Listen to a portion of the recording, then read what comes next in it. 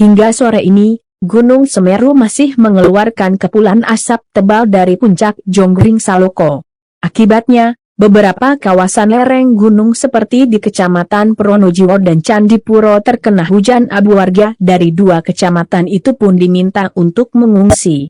Sebagai tindakan preventif, warga yang tinggal dekat sungai jalur lahar diimbau untuk diungsikan dulu, kata Syafi'i, kepala desa. Sumber mujur kepada Tribun Network. Sementara itu, menurut pantauan memang peningkatan aktivitas ini terjadi sejak semalam.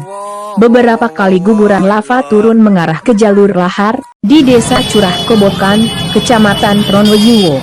Mengutip laporan dari laman resmi PVMBG https://magma.sdm.go.id dalam waktu 24 jam terakhir Gunung Semeru mengalami 54 kali letusan atau erupsi dengan amplitudo 11-12 mm.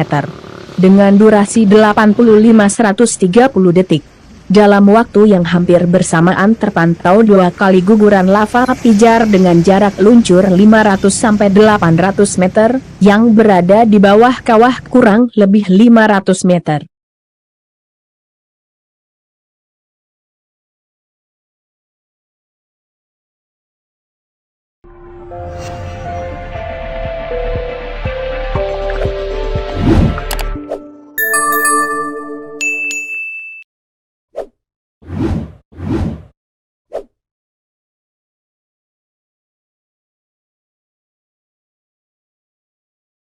Hai pemirsa Sri Popo TV, jangan lupa komen, like, dan subscribe, serta tonton terus berita-berita terupdate lainnya ya.